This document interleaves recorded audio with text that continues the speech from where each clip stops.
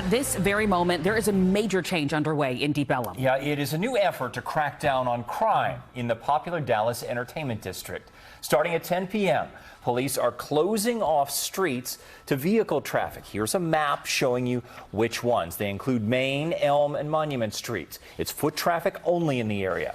NBC5's Shannon Miller is in Deep Ellum tonight. Shannon, what are you seeing?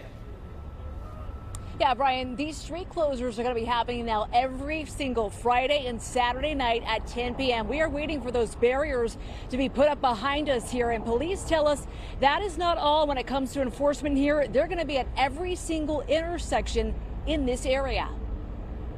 I was surprised that they did so fast. The city acted so fast within a week.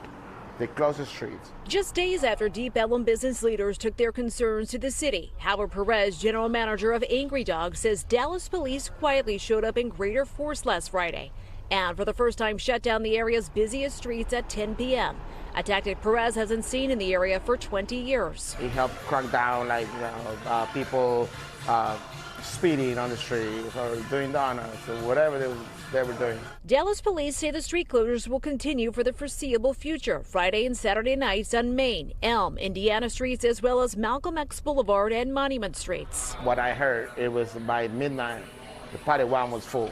The Deep Ellum Foundation says also among the increased enforcement are police vans that can hold a large number of people taken into custody. The change is all coming after 3 recent deadly shootings in the early morning hours. One that led to an officer-involved shooting after a man refused to put down his gun. What was the resounding ask from folks here in the Deep Ellum community from DPD? What did they want to see more of? They want to see the police out here. They want to support them in proactive enforcement when people are not behaving as they should. Stephanie Keller-Hudeberg, executive director of the Deep Ellum Foundation, says with the increased presence, there were no major incidents last weekend. She says since the foundation launched its community safety plan in 2022, violent crime dropped 20%, a decline that continued until this summer. Our businesses really are passionate about what's happening. Our property owners, our musicians, our artists. And so people are coming together to say, not here. This is a place where people come to gather and come to create and come to enjoy. It's going to suck for some of our maneuvers. It will. But I think at the end of the road, is helpful. Perez is hopeful the enforcement will show results and help get Deep Ellum back closer to seeing a continued reduction in crime. But when you really enforce, it works. And Brian and Brittany, just like clockwork, we had seen Dallas police here arrive here at Good Lanimere in Main Street to shut this part of the area down here. They're about to put those barriers out here.